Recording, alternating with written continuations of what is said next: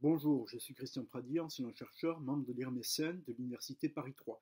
Ma communication pour le colloque de Tours n'est qu'un pan d'une étude en cours au sein de ce laboratoire réparti entre trois équipes qui souhaitent aborder les aspects de la représentation, de la réception et quant à nous de la production des vidéos en ligne. Cette dernière équipe est composée de Franck Babot, Julia Battaglia, Jérôme Guibert, Alain Ouakrat et de Franck Rebillard. Moi, j'ai choisi précisément de m'intéresser au rôle des multi-channel networks et à la stratégie de YouTube.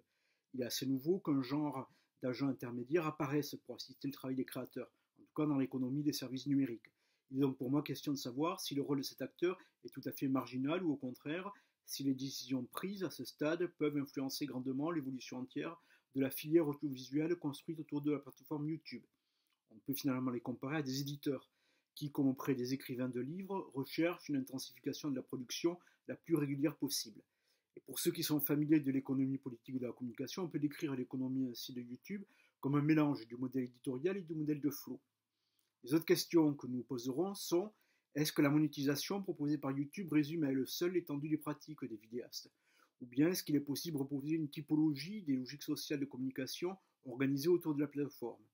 Est-ce que les MCN peuvent jouer un rôle vis-à-vis de cette diversité des pratiques?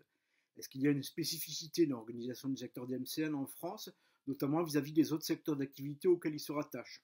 Enfin, y a-t-il un modèle stable de la filière organisée autour de YouTube associé à ces MCN, ou bien des recompositions sont-elles possibles à l'avenir?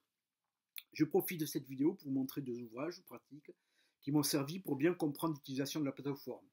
Il y a YouTuber et il y a aussi créer et animer une chaîne YouTube pour les nuls. Surtout, je vous recommande le guide des youtubeurs qui comprend des fiches présentant comme ceci un grand nombre de youtubeurs. Enfin, il y a aussi un documentaire que je trouve tout à fait réussi de deux youtubeurs célèbres du collectif Bagel, visible sur le site vidéaste.co, qui s'appelle Nos petites histoires, dont voici quelques images. C'était l'époque d'Internet de l'époque. À l'époque, il n'y avait pas l'époque. On googlisait pas, on licossait sur les